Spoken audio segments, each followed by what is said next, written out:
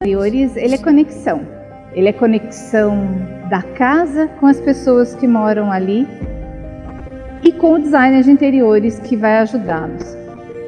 Normalmente é um trabalho feito a 4 mãos, ou a 6 ou a 8 mãos, onde o profissional, quem cria, não é só o design de interiores.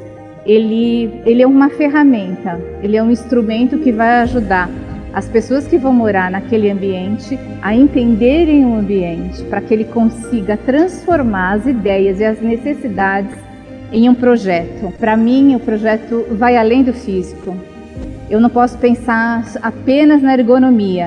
A ergonomia é essencial, ela é muito importante, mas é fundamental que tenha beleza. A estética, para mim, é o que vai fazer com que as pessoas, de fato, vivam e vivenciem bem aquele espaço. Então, a minha leitura como profissional é que estética e ergonomia, elas andam juntos, completamente casadas. A BD é uma associação muito importante. Nós não somos só a maior da América Latina, mas é uma associação que está ligada a todas as outras associações de design de interiores pelo mundo. Nós temos uma conexão muito grande. E o futuro ele não tem fronteiras, né? Então o design de interiores hoje, mesmo estando no Brasil, ele já faz projetos para o mundo todo.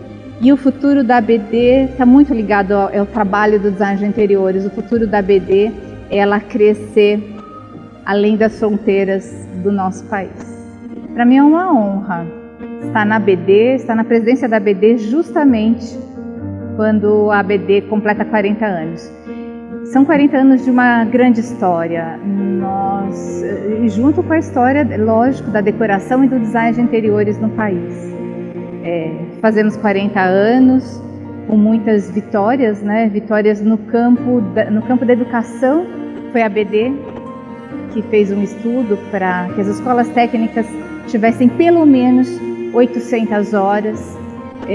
Foi a BD, junto com todas as universidades para o país, que conseguiu mudar o nome dos cursos no país de decoração para design de interiores, mesmo porque o momento é outro, né? Nós não fazemos só decoração, vamos além da decoração, não é isso? E em 2016 conseguimos a regulamentação da profissão, que é o nosso grande ganho. Foi a BD, a nossa última presidente, a Renata Amaral, foi durante o mandato dela que a gente conseguiu a regulamentação da profissão. E agora temos um caminho vasto, ainda longo, para a entrada dos designers de interiores nos conselhos profissionais. Nosso caminho é longo ainda. O design de interiores no Brasil, ele ganhou muita visibilidade nos últimos anos, mas esse é um movimento mundial, né? Para vocês entenderem, hoje o designer de interiores, o designer brasileiro, ele é considerado um dos melhores do mundo, se não o melhor, na minha opinião, e de grandes especialistas pelo mundo, né? Nós temos um trabalho muito bem feito no Brasil. Hoje contamos com 209 instituições espalhadas por todo o território nacional. Dos 27 estados da federação, temos escolas de design de interiores em 22 estados. E o trabalho é muito grande, ainda temos muito a fazer.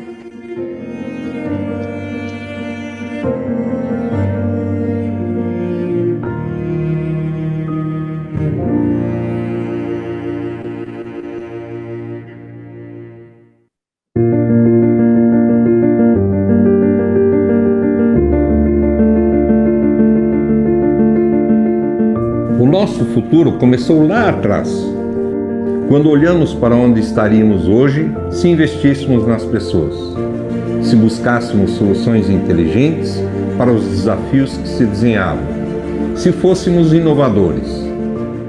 Em um ano tão desafiador como este, nós crescemos, nós colhemos frutos e semeamos para as colheitas que virão.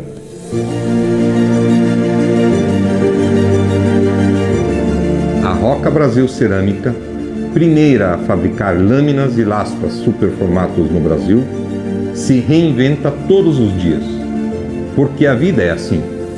Ela surpreende, muda de direção e exige práticas responsáveis, exige conhecimento e visão estratégica, mas acima de tudo, exige um compromisso com a verdade.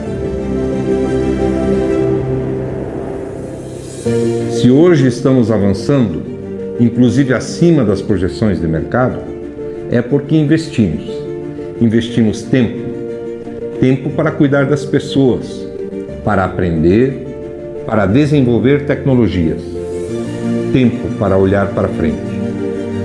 O futuro que queremos tem menos desperdício, é mais versátil e leve. Queremos contribuir para a construção de ambientes que possam ser refúgio, que contem a nossa história, que nos abracem. Nosso trabalho só faz sentido se for sentido. Lá na frente, caberá tudo o que vivenciamos até aqui e tudo o que desejamos de essencial para o mundo. Um mundo novo e possível. Somos a Roca Brasil Cerâmica, essencialmente novos.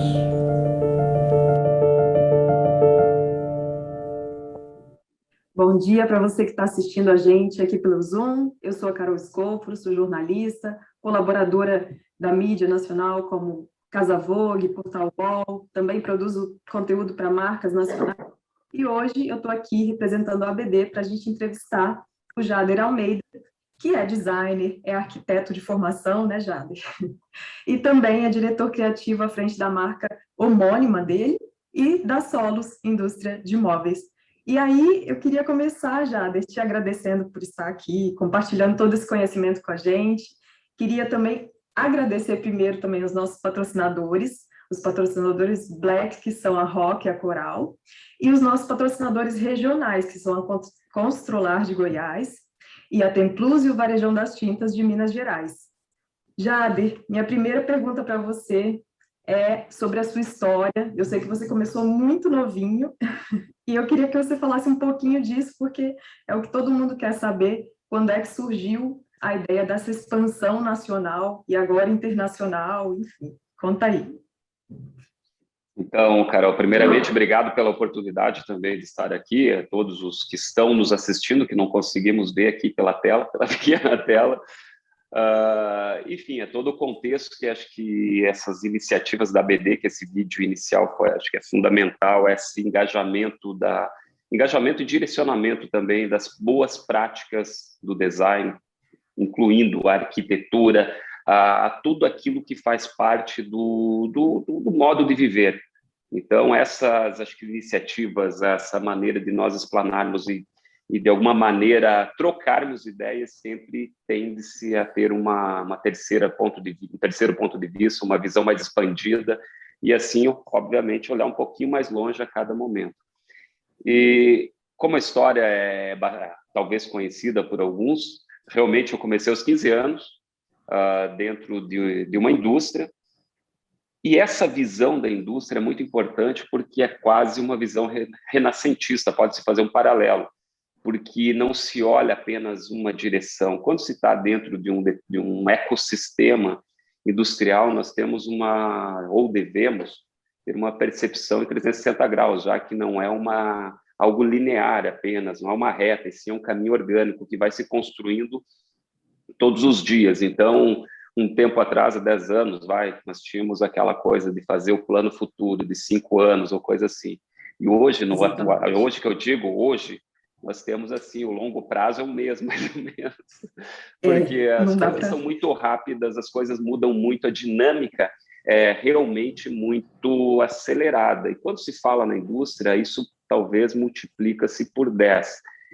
E para estar dentro desse ecossistema, é óbvio que tem que estar muito conectado com todos os elementos. E quando se fala Jader Almeida, não é também um caminho, não é apenas uma reta, uma marca de mobiliário, como se fala, ou de iluminação, ou de objetos, ou de cerâmica, ou de torneira, ou de qualquer coisa assim.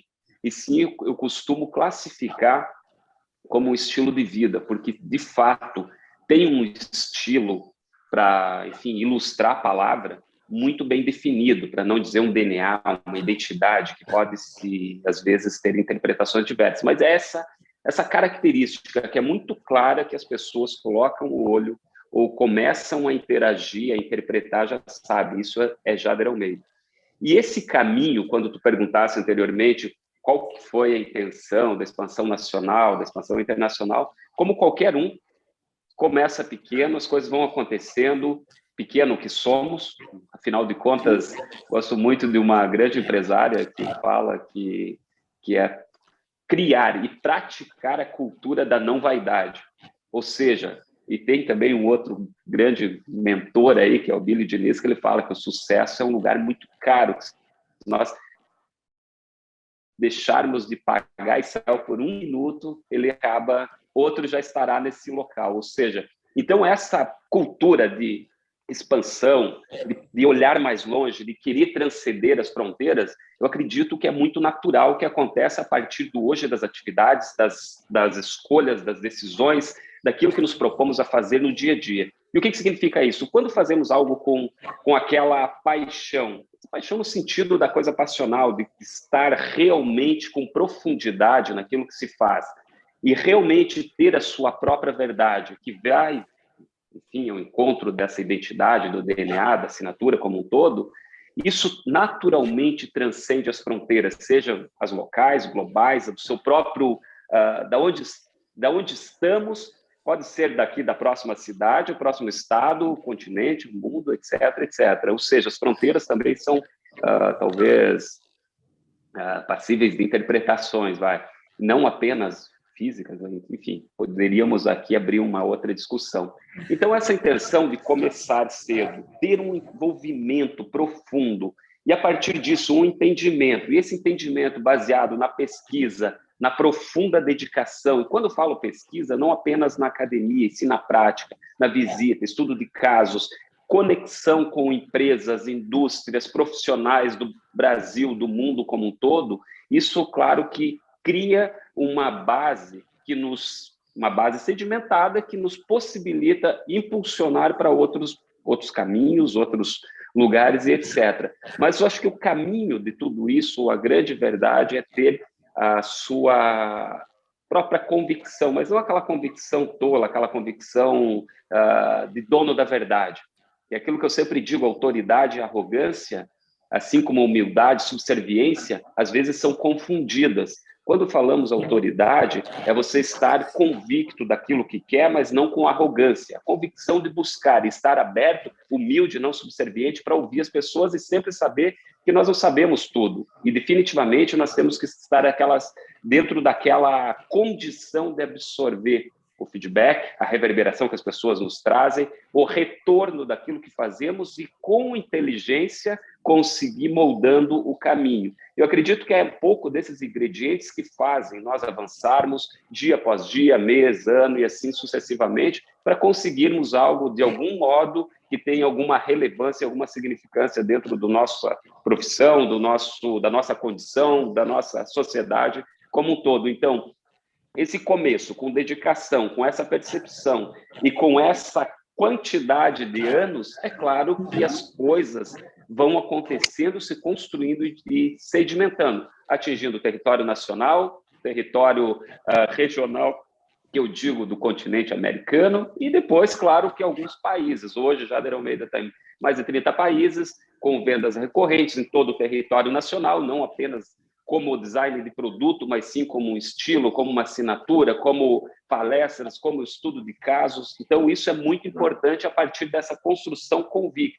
E, como eu sempre digo, de maneira silenciosa, nada grita, tudo vai acontecendo naturalmente, as coisas, quando se percebe, elas já estão sedimentadas, porque, de fato, seguimos uma premissa que é trabalhe com entusiasmo e deixe seu trabalho fazer barulho, não você ficar gritando, coisa assim, que é muito bom, aquela coisa toda, porque a única coisa que resiste à prova do tempo é a verdade, algo consistente, que tem que tem significado, porque se não for isso, as coisas frívolas vão passar, vão se desmanchar com pouquíssimo tempo, ou seja, Só a verdade é capaz de suportar a prova do tempo. Então, quem está mais de 20 anos no mercado, com uma ascensão, não algo verticalizado, não skyrocketing, mas alguma coisa que é contínuo, todo ano vai sedimentando um crescimento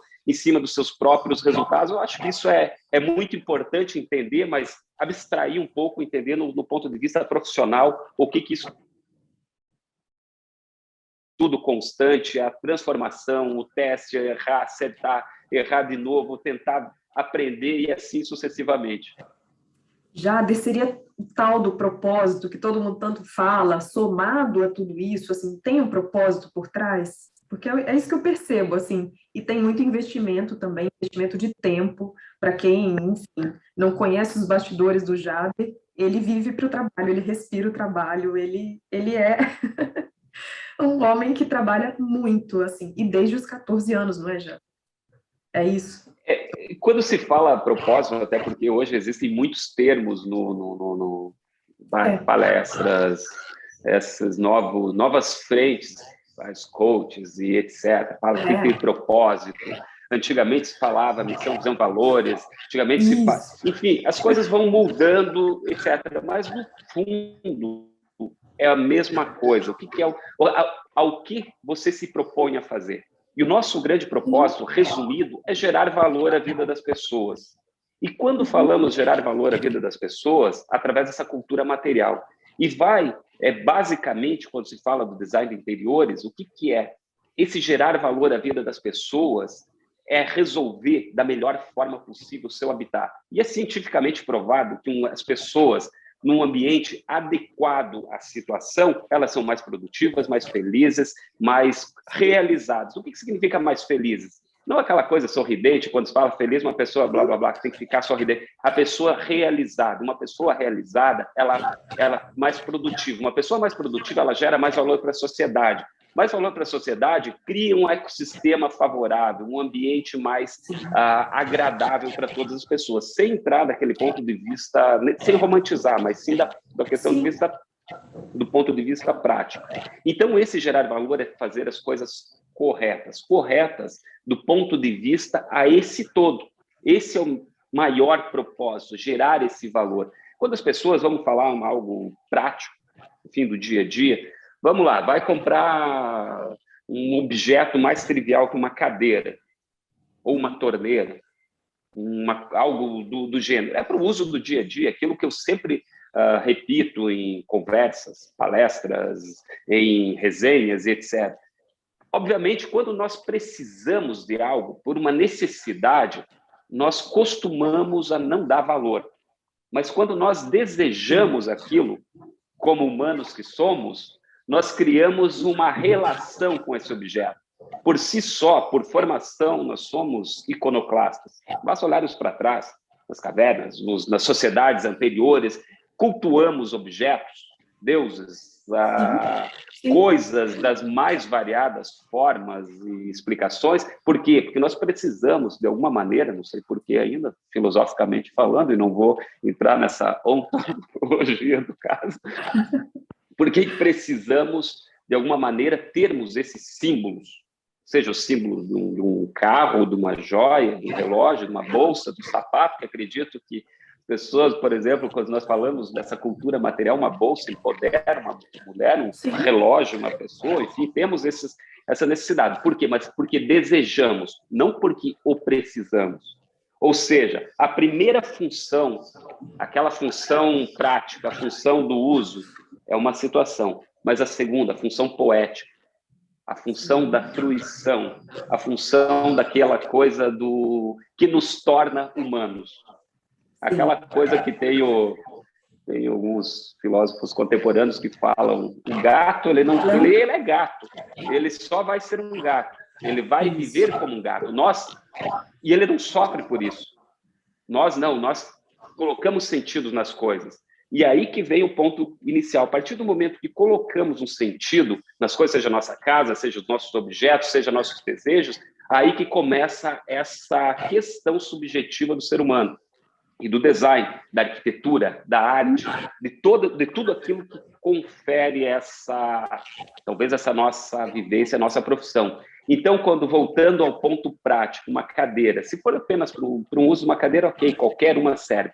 Mas aí sim, quando vem o design, quando vem um propósito, quando vem um pensamento, uma pesquisa, tudo isso condensado no objeto, isso cria-se um valor que é realmente intangível.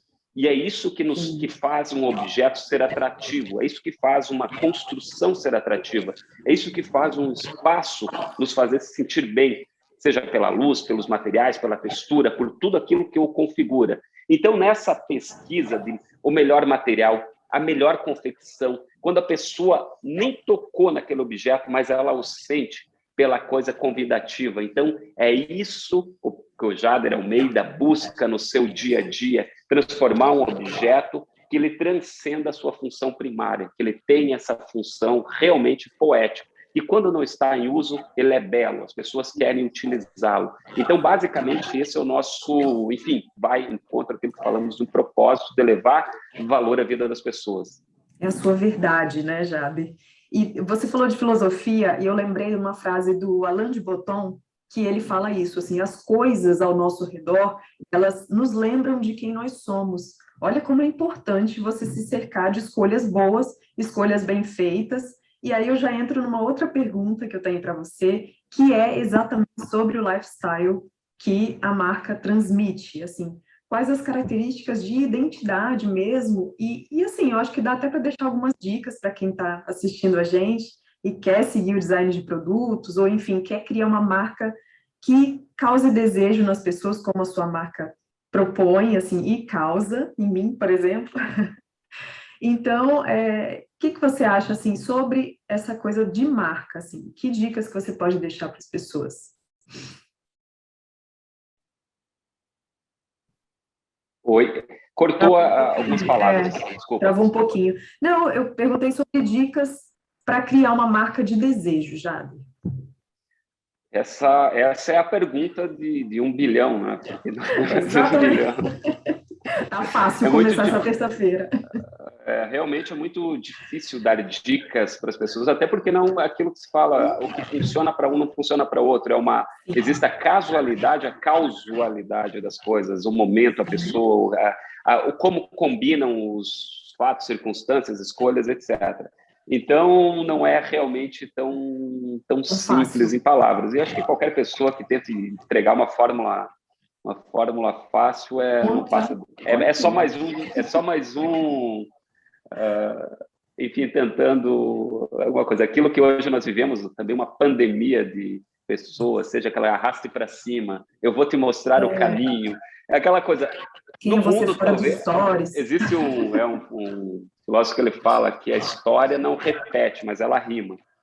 E, de fato, sem sombra de dúvidas, as coisas só mudam o meio. O meio é a mensagem, basicamente. Essa é a maneira que vai... E nós vivemos não um fenômeno isolado, e sim um fenômeno recorrente, como já diziam os pensadores canadenses, etc., das questões de mídia e etc. Mas, ou seja, essa questão de ter uma dica, uma forma... Não, é para formular uma coisa mais talvez mais tangível. Eu acredito que nós podemos voltar um pouco naquilo que falamos anteriormente, é criar algo que você acredite. Que tu tens, assim, realmente uma convicção daquilo. E a minha convicção para criar isso sempre esteve baseada um pouco antes do que está, enfim, da forma ou do final. Ou seja, aquilo que eu falei anteriormente, da pesquisa, do desenvolvimento de uma matéria-prima para utilizar em um produto, da questão espacial, entender que um produto ele não vive isoladamente, mas sim ele coexiste com inúmeros outros objetos. Ou seja, é muito comum, que eu sempre costumo dizer, seja em feiras nacionais, internacionais, em palestras, etc., que o design, por algum momento, ele se tornou uma coisa fantasiosa. Aquela coisa assim que parece... Tem um arquiteto italiano que uma palestra ele falou que ele disse, eu sou arquiteto designer. Se você quiser ser igual o Mick Jagger, então vai ser um rockstar. Ou colegas que agem como palhaços, se vestem como palhaços, fazem coisas como palhaços. Ou seja, tudo bem, sem criticar, mas vamos classificar e segmentar. São coisas que, partindo do pressuposto que não existe certo ou errado, não existe feio ou bonito. Como o próprio citasse antes a Alain de Botton, ele fala que a beleza é uma promessa de felicidade, mas só que a beleza é tão subjetiva quanto todas as coisas que humanos são. Ou seja, então, essa certo ou errado, partindo dos pressupostos que não existe, mas a minha linha de pensamento é algo que tenha longevidade, que seja temporal, que tenha a melhor qualidade dos materiais. Os materiais que envelheçam com dignidade, que suportem a prova do tempo, que estejam com as pessoas, que sejam um investimento, que passem para as gerações. Ou seja, então, muitas situações e muitas colocações que vão sendo condensadas nesse pensamento, discurso e ação. E quando eu falo que o design, muitas vezes, ele se torna uma coisa espalhafatosa, e ele é, muitas vezes, desculpem a colocação, tracionado pela própria mídia, querendo encontrar um unicórnio alado voando os anéis de Saturno, como eu costumo falar, aí acaba distorcendo para o leigo, ou para a pessoa que está fora. Pessoa que não vive o dia a dia, afinal de contas, é uma informação condensada que buscamos. Ou seja, uma pessoa que está, vamos lá, criando sua casa, tentando criar seu primeiro lar, sua primeira morada, ela começa a buscar informações e começa a entender esses ruídos. E, por muitas vezes, ela compra como se fosse verdade. Como eu falei, não existe certo ou errado. Enfim, isolando, falando de uma linha filosófica de pensamento técnico e como... enfim, me colocando de fora, como um arquiteto, um crítico, um designer, ou coisa assim. Então, essa linha de pensamento, quando nós colocamos dentro de um conjunto de fatos, começa a ter essas diferenças. Algo que lançou, a pessoa comprou, pagou uma fábula e, de repente, aquilo já ficou sem sentido nenhum, ficou cansativo, entra na sala, aquilo grita, aquilo agride, aquilo fica tão incômodo, e muitas vezes, ou a maioria das vezes, ou talvez 99% das vezes, as pessoas não saberão o que as incomoda. Assim como a pintura da casa, assim quando entra em um restaurante, daquela luz terrível, ou assim quando entra em um determinado local, as coisas não combinam, para não falar, não ornam, ou não contextualizam, ou não tem nenhum tipo de sentido, seja da cor, da relação de escala, ou da relação a questão visual do todo, ou seja, isso tudo as pessoas não conseguem identificar. E quando se fala do design Jader Almeida, eu busco todas essas questões, as proporções corretas, aquele objeto que não obstrui, que quando está num determinado local, a escala correta, que é possível ver através do objeto, ele coexiste com todos os outros elementos, sejam os eletrônicos, as obras de arte, o tapete, tudo aquilo que faz parte da casa. Por isso que há muitos relatos que temos nessas nossas, enfim, pesquisas e contatos, conversas com nossos clientes ao redor do mundo, nós temos feedbacks muito interessantes, e é quase um uníssono. Por exemplo, o cara da Nova Zelândia falou que os produtos Jader Almeida, solo Jader Almeida, vão ao encontro do estilo neozelandês. O cara da Suíça fala que os produtos são tão adequados para as casas dos Alpes quanto os apartamentos urbanos. O cara de Londres, o próprio Jack, que chegam àquele ponto que é muito fácil falar, mas muito difícil de fazer e encontrar. Aí pega um cara do Rio, ele fala que é o estilo do carioca. O cara do Rio Grande do Sul fala que é muito aconchegante para o estilo do gaúcho. Isso vai para a Bahia, vai para a América do Norte, vai para a Colômbia, enfim, vai para todos os países, porque a escala correta. Quando falava o design brasileiro, eu sempre achei, fui contra, quem me conhece sabe, que eu sempre, não contra daquela coisa contrária, para simplesmente dizer que é contra. Eu penso sim que o design é algo universal, nós somos seres humanos. E eu já, como muitos aqui, já tiveram a oportunidade de viajar por várias partes do mundo, e nós sabemos, nós podemos, quando chegamos ao Japão, nossas necessidades são praticamente as mesmas. Nós precisamos dormir, nos alimentar, nos relacionar com as pessoas, com o mundo, com os objetos, com as coisas. Ou seja, não é porque eu estou no Japão que, claro, tem nuances, tem mudanças, mas são muito tênues. Eu não vou chegar no Japão, vai ter uma escada com o degrau de 13 centímetros. Isso é universal. A altura de uma mesa é universal, tem suas diferenças, tem, mas a faixa que atinge é universal. Ou seja, então essa classificação, acredito que às vezes é uma visão distorcida. Claro que temos camadas culturais de pensamento, mas são endêmicas. Nós somos brasileiros, nós somos daqui, nós vivemos, nascemos, criamos, temos nossa cultura, ou seja, tudo aquilo que fizermos vai refletir aquilo que somos. Não temos como refletir outra coisa, e até porque se fazer qualquer coisa que não seja isso, é aquilo que eu falei anteriormente, é muito frugal. Na página 2 já desapareceu. E para ter uma consistência, isso vai perdurar. Ou seja, então, voltando o estilo, a dica para se tornar algo de desejo, que dica não existe, é sim seguir um pensamento, uma linha de raciocínio correta, coesa, e também aprender aquilo que eu sempre digo, é dizer não, porque talvez o nosso maior desafio é dizer não a todas as influências. Como hoje nós podemos entrar na rede, navegar ou naufragar. A maior parte do tempo nós acabamos nos perdendo, porque são muitas informações. E agora, mais ainda, nós entramos nesse mundo da curadoria, o que escolhermos, o que não escolhermos. Ou seja, para manter algo, é manter essa linha de pensamento densa, coesa, com estrutura, com algo que realmente se propõe a colocar a sua verdade. Isso, aquilo voltando lá ao nosso tema, reflete no mundo todo. Esteja lá no Japão, na Nova Zelândia, na Austrália, na Europa, as pessoas têm realmente essa percepção e essa ligação, esse contato e etc. Eu sempre falo que é uma aula, assim, está sendo uma aula. Gente, quem quiser deixar aí perguntas também aqui do lado, a gente vai olhar depois para essas perguntas.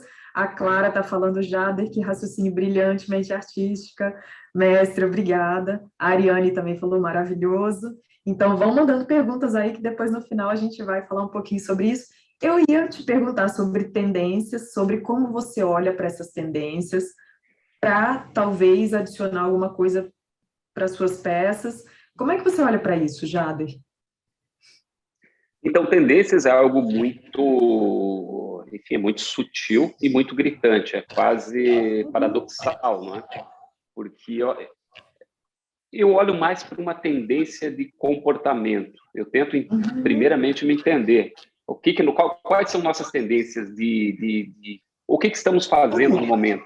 Como agimos, como nos relacionamos com o espaço, com a sociedade, com o meio de locomoção, etc, etc. Ou seja, então, talvez essas tendências são as que mais impactam. E como falamos anteriormente, eu olho muito para o macro, para a sociedade, é quase aquela coisa de Bauhaus. Enfim, eu olho para o urbano, para a casa, para o lote, para o casa, até chegar no micro. Eu acho que isso é um exercício que devemos fazer, quais são o futuro da locomoção, o futuro das cidades, o futuro das coisas, da tecnologia, aquilo que eu sempre digo, o modernismo, quando surgiu lá atrás, era incrível, mas não fazia sentido, obviamente, quando as paredes desapareceram, mas nós não tínhamos tecnologia, não tínhamos Wi-Fi, wireless, todas aquelas situações que hoje faz mais sentido. Então, às vezes, as coisas vão muito lá na frente, elas retroagem e depois encontram uma razoabilidade. Ou seja, então, a tendência é um eterno...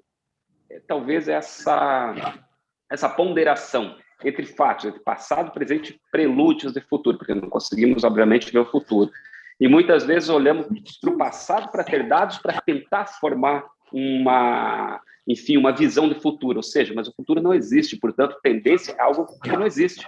Ou seja, é só uma ilusão, ou seja, um prelúdio do que qualquer coisa possa ser.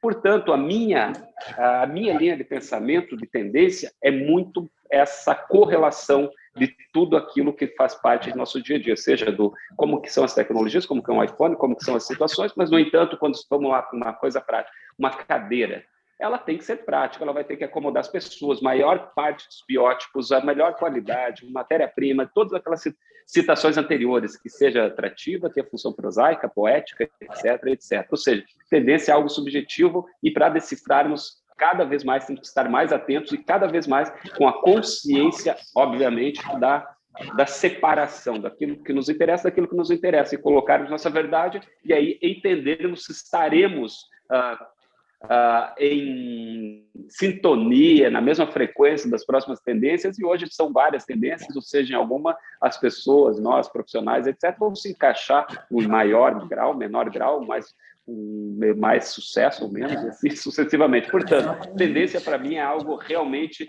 é algo que é diário e é muito mais do ponto de vista de estudo e de entendimento social macro do que uma coisa de um estilo, agora a tendência é usar verde, bullshit, todo, cara, um mundo com quase 8 bilhões de pessoas vai ficar usando, dizendo que vai seguir uma tendência de verde. Oi? Oi? Voltou. Travou? Voltou? Voltou. Sim, exatamente. Mas enfim, eu não sei se todo mundo entendeu.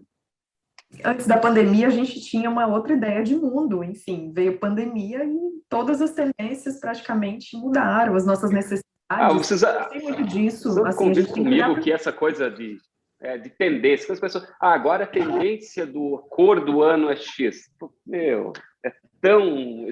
Cara, imagina, muito a tendência agora é utilizar roupas largas. A tendência... Claro que existe aquele mainstream, aquelas situações, mas o mundo hoje sempre foi fragmentado, ou seja, sempre teríamos o nosso nicho. Talvez a tendência é não seguir tendências, cada um seja aquilo que deseja encontrar seu público e ter a sua tribo, o seu nicho, a sua coexistência. Acredito que os próximos anos será isso, cada vez menos essa coisa da tendência. E está aí.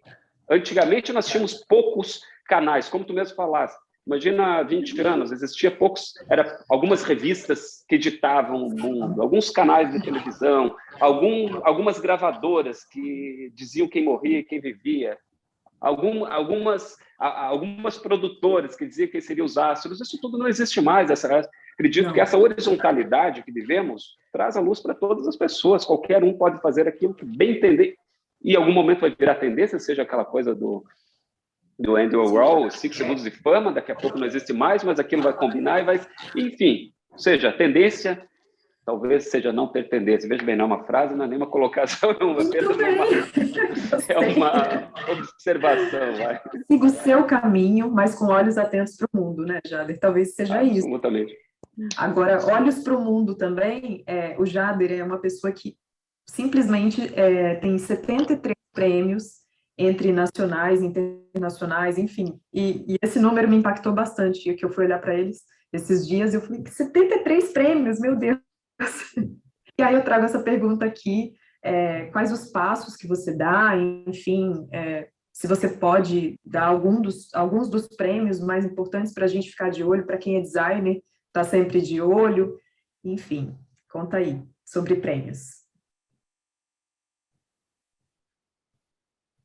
Carol, desculpa, porque cortou pra caramba para mim, eu não consegui entender sua... também não sei se todo mundo entendeu. Sua pergunta. É sobre prêmios internacionais. Acho que agora voltou. Estabilizou? Prêmios internacionais, você é uma pessoa que tem 73 prêmios entre nacionais e internacionais, e assim, é uma coisa que todo mundo imagina. Ser um designer premiado, acho que é uma coisa que interessa a todo designer. E aí eu queria saber se é possível dar alguns passos, enfim, falar um pouquinho dos principais prêmios que os designers, quem segue esse caminho do design de produtos, deve ficar atento. Então, Carol, essa questão também de premiações é bastante delicado falar. Nós temos aí essa coletânea de vários prêmios que se somam ao longo dos anos.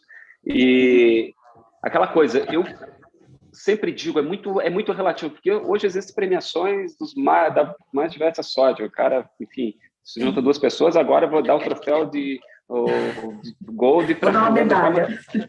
Tu vai ver, não tem, enfim, às vezes não tem sentido nenhum, não tem critério, não tem caminho, então número não significa absolutamente nada. E também, hoje, às vezes eu percebo uma subjetividade gigantesca em prêmios, porque às vezes é muito relativo ao júri, ao momento, ao contexto e assim uma série de situações. Premiações são interessantes, muito legais, em algumas premiações são realmente seríssimas. Outras, às vezes eu costumo a pensar que algo enfim, não está tão adequado, principalmente pelo corpo de jurados, vai. Então, primeiramente, vamos entender o corpo de jurados. Mesma coisa, vou escolher uma instituição, uma escola. Primeiramente, o que eu vou ver? Quem são os professores? Quem vai passar o conteúdo? Qual é a ementa? Qual a grade curricular? Qual o conteúdo daquilo? Ou seja, pode estar na escola XYZ, ter um professor que não tem uma recorrência, nunca teve vivência, ou seja, mesmo nem acadêmico, ou seja, enfim, o entendimento do todo. Mas o ponto de vista, ou a coisa interessante, é quando participa de uma premiação séria e tem algum resultado, ou é premiado, alguma coisa, significa que aquela coisa passou pelo crivo de pares, ou seja, da crítica, daquele olhar técnico. E isso, quando se passa pela crítica, pelo olhar técnico, somado ao olhar do público, ao consumidor, a ser um produto de referência que tem uma aceitação, tem uma longa vida do ponto de vista de venda, de aceitação, de contexto, estão nos mais diversos contextos, isso realmente é incrível. E nós temos uma prerrogativa que todos os nossos produtos premiados são grandes sucessos de venda, são grandes best-sellers dentro do nosso nicho. Ou seja, o maior prêmio é o do consumidor, é o do nosso cliente, é das pessoas, são das pessoas, porque é muito legal, é muito legal, o cara vai lá, ganhou o prêmio sei lá, de qualquer coisa, numa determinada instituição, legal, ganhei o prêmio, tá, e o teu público? Está te premiando? Está te prestigiando? Está consumindo? Está corroborando com o seu ponto de vista? Se não está, não tem sentido, fica só uma questão, enfim, para colocar na parede, aquilo que falávamos anteriormente, questão da missão, visão, valores, ou do propósito que está estampado na parede, mas ninguém segue ou ninguém vivencia isso. Ou seja, então premiações são importantes, sim, mas vamos lá, instituição, e que esteja condicionado a outros fatores também. Fez boas práticas, ganhar um prêmio pelo design, mas que também seja um produto que esteja no convívio das pessoas, porque sabemos que tem produtos super premiados que não saíram da prateleira.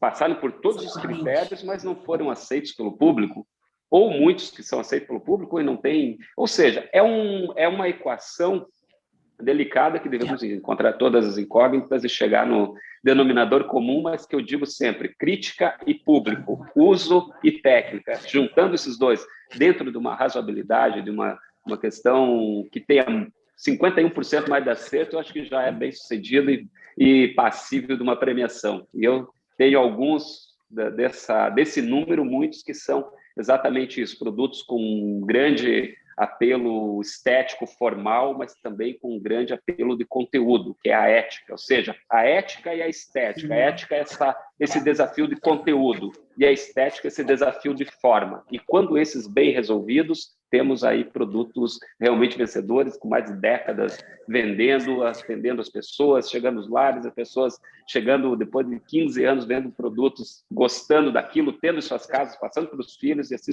sucessivamente.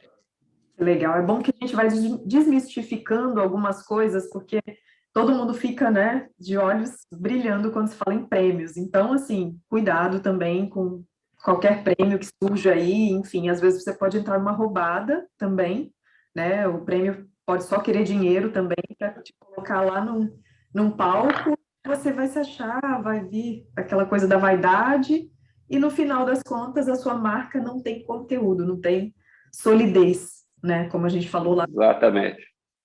Super importante. Jader, a gente está recebendo algumas perguntas aqui. A Clara perguntou se você prega o minimalismo nos seus projetos. Eu acho que essa palavra minimalismo também é um pouco distorcida. Mas se partirmos ponto de vista, o que é o minimalismo? É o... Essencialismo, a Clara falou. Talvez seja mais isso, a subtração do supérfluo. E isso, sim, é um exercício muito doloroso, dolorido. Essa coisa do exercício da subtração. É mais ou menos aquilo que eu falei anteriormente, do dizer não das escolhas. É entender, é buscar aquilo que realmente faz sentido. Então, por esse viés, eu acredito muito nisso. A eliminação do supérfluo. É claro que temos que entender projetos diversos. Qual que é a intenção do projeto? Por exemplo, só falando rapidamente, pegando esse gancho e chegar num outro aspecto. Quando Jader Almeida começa como designer, como indústria, distribuição nacional, multimarcas, etc. Só que chegamos num ponto, o produto cria um corpo, uma situação que tem tamanha densidade que não cabe mais estar num contexto. Então, parte-se para a situação de estar no seu próprio habitat. Aí que vem a marca Jader Almeida com suas lojas, seus flagships, seus showrooms, como tu mesmo presenciaste aqui na semana passada, ou quem já visitou nossos showrooms. São coisas que realmente colocam as pessoas naquela coisa aspiracional. Ou seja, é diferente e muito diferente fazer um projeto de uma casa ou de um ambiente, etc. Porque a loja é uma questão muito mais... essa situação que vai colocar uma perspectiva no todo. Tem um essencialismo, tem todas essas questões, a subtração de uma série de situações, mas, no entanto, tem que ser isso muito denso. E mesmo sendo uma peça, o silêncio é gritante. Ou seja, o nada fala mais do que a coisa cheia. E isso tu pudesse presenciar e sentir. E convido a todos que estão aqui, quem não visitou ainda, está na rua São Valério 98, e até o final do mês teremos outro endereço que brevemente será divulgado do Jardim Europa. Casa fantástica, etc, etc. E é justamente por isso. É aquilo que nós que olharmos na Business School, um pouco para trás, quando Steve Jobs lançou as próprias lojas, era a maior loucura, não teria, não rentabilizaria, como todos já tentaram. Mas como queria vender produtos minimalistas, funcionais, etc., num ambiente poluído? Não tem coisas que não têm essa coexistência. Portanto, agora, esse momento, Jader Almeida está indo para sua própria casa, suas flagships, que é uma experiência, nenhuma igual à outra, mas todas têm o mesmo DNA. Então, esse é um caminho, talvez, para termos essa resposta do minimalismo, do essencialismo e da coisa do viver com as coisas que realmente têm valor, que as coisas que realmente importam. E eliminar, obviamente, tudo aquilo que obstrui, que nos incomoda e assim sucessivamente. Legal. A Daniela perguntou também uma coisa que eu acho legal, que é se você acha que a gente tem que escolher um nicho bem definido para ter sucesso como designer de interiores. Aí ela já está puxando um pouco para o lado do designer de interiores. Na verdade, olha só, é uma coisa que eu sempre falei, eu não dissocio design, arquitetura, arte, porque isso não existe sem o outro. Para eu ser um bom designer de produtos, as pessoas... Isso pode ser uma heresia, algumas pessoas me demonizam. Não, mas o designer é técnica, etc. Eu não acredito. Portanto, que quando chegou no momento de escolher aquela coisa quase do arquitetura e urbanismo, que é uma coisa também que às vezes é questionável, mas em tese de uma caneta a uma cidade. Ou seja, essa formação, é claro que é muito ampla e não tem sentido muitas vezes, e, portanto, o design de interiores é tão importante porque aprofunda desse conviver, ou seja, mas eu não acredito que tenha essa dissociação, o que é design de produto, design disso, daquilo. Nós escolhemos, obviamente, seguindo nenhuma direção para termos mais vivência e mais, talvez...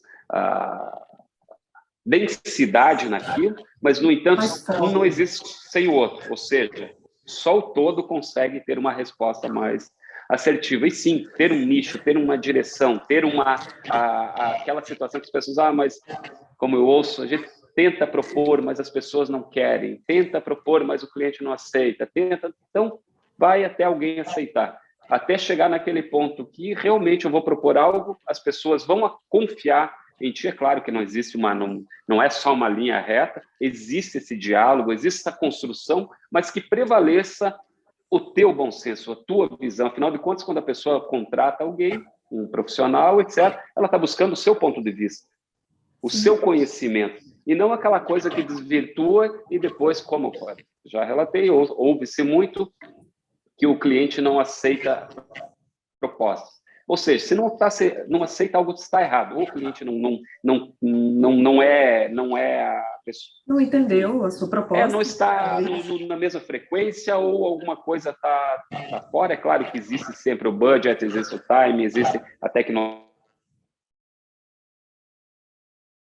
Se faz do mais, enfim, aquilo que eu digo, as pessoas pensam, porque esse cliente que é não sei das quantas, não tem problema de budget. É o contrário, sempre tem. Então, o budget é o que... E essa adequação, é claro que muda os valores, obviamente, custos, etc.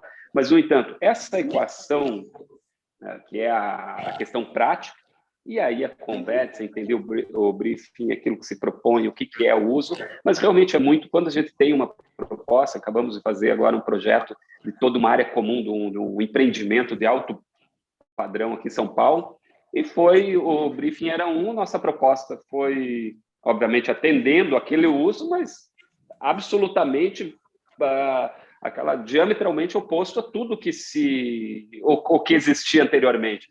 E foi aceito, foi aquela coisa, todo mundo gostou, obviamente os contratantes adoraram, e no final das contas está um sucesso absoluto. É uma coisa que inverte a lógica. E Sim. Isso é aquela questão de ter esse compromisso, assumir um risco e ter essa real noção que aquilo vai ficar incrível. E isso só tem, obviamente, a partir de muito trabalho anterior, muita pesquisa. Também. Trabalho. Não, mas assim, experiência, claro, sempre nos traz alguma vantagem. Mas o trabalho condensado é fundamental. Estamos trabalhando num projeto de um hotel boutique. Temos inúmeros já. E nada, até agora, chega no consenso final, não dá... Porque ainda chega no... Mas isso já foi feito, já é uma coisa... Não tem nada de novo. Ou seja, esse exercício, primeiramente, o compromisso consigo mesmo. Aquela coisa, eu tenho que estar... Às vezes, é claro, perde o timing, perde as coisas, mas é aquela coisa, melhor não fazer do que fazer mal feito e ser frustrante e ser um mau negócio para todo mundo. Ou seja, esse é talvez o caminho. Eu ficaria aqui conversando o dia inteiro e, assim, até estão surgindo mais perguntas, mas a gente tem um limite também, Jader tem inúmeras, tem uma agenda difícil também. E eu queria, enfim, falar... Tem uma pergunta aqui que é sobre os primeiros passos, assim, dicas de novo, mas o que você daria de conselhos, enfim, para quem está começando? E aí eu queria falar sobre os cursos da ABD, gente, a Luciana vai colocar aqui, tem muitos cursos bons, eu acho que para quem está começando é uma coisa muito importante você se cercar de cursos, mas fala aí, Jader, o que você acha que fez a diferença lá no seu começo também? É difícil também, né, Carol? Porque aquilo que eu sempre repito, o que vale para um não vale para outro. Não existe isso. E quem fala ou tenta dar alguma dica de sucesso pode desconfiar. Ou seja, primeiramente, aquilo que se fala é trabalho, é obstinação. O que percebe-se muito é uma grande dificuldade. Hoje, pelo amor de Deus, a gurizada sai da faculdade ou com 20 anos, é dono da verdade, sabe tudo, é blaster, ele conhece tudo, mas na hora de colocar alguma coisa, nada funciona. Ou seja, aquilo que eu falei antes, humildade, é uma coisa que isso vale muito, mas volto a falar, humildade não é subserviência. Ou seja, humildade de pensar, porra, não sei nada ainda. Isso, não existe mágica, não existe. O tempo, quanto mais faz, mais... Obviamente, a gente fica aquela coisa, a repetição é a mãe da perfeição. Ou seja, fazer, entender, errar, acertar, errar muito, acertar, aquela coisa, testar e assim por diante. Aquilo que eu sempre digo, cara, eu vejo em vários outros campos, que não apenas no design, acho que nós temos, quanto sendo industrial, enfim, varejo, etc., transita em vários mundos, em vários campos, e as coisas são recorrentes, só muda a profissão. O cara sai se vê hoje um exemplo bem prático, agora eu leio que eu estou na Faria Lima, aqui lembra, puta, o cara, tu vê, acha às vezes que é um expert e vai deixar todo mundo rico, a gente vê todo na internet, YouTube, os caras dando dicas e dicas e dicas. Não existe, é a vivência, é acertando, é fundamentalismo, é estudar muito, é entender contexto, é viajar, é aquela coisa, é se preparar muito antes de qualquer coisa. Senão, as coisas realmente serão muito passageiras, assim como aquilo que é. Ou seja, estudar, humildade, se propor muitas vezes. Aquilo que eu vejo designers saindo da escola com 20 anos já querem ser Philip Stark. É a síndrome da mídia, de aparecer, de estar em tudo. Ok, legal, bacana, tem que ter visibilidade, mas o que tem antes disso? O que estrutura isso? Qual é a base de uma afirmação, ou de uma assinatura, ou de um cartão de visitas? Essa é, talvez, acho que o grande caminho, não só para designers, acredito que para todo mundo. Aquela coisa, treinar muito, para depois ir para o jogo.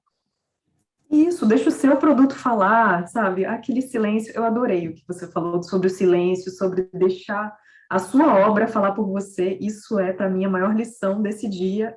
E, assim, essa semana eu vou pensar bastante sobre isso, porque eu adorei. Gente, muito obrigada. Obrigada, Jader, também por ter aberto essa agenda para a gente. Obrigada, ABD, também. Obrigada a todo mundo que assistiu.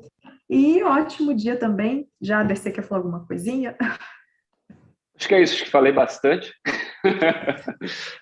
Difícil fazer parar. Mas foi uma aula, gente. Eu achei maravilhoso. Nossa, obrigada a todo mundo. Obrigada de novo aos nossos patrocinadores Black, Coral e Roca, nossos patrocinadores regionais também, a Templus, Varejão das Tintas, que são de Minas Gerais, e a Constrular de Goiás.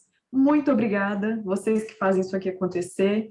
E tá aí o convite. Visitem o showroom do Jader, que é uma experiência, gente. Vocês vão sentir o produto, vão sentir silenciosamente a obra dele falar para vocês. Isso não tem nada mais forte, né, Jader?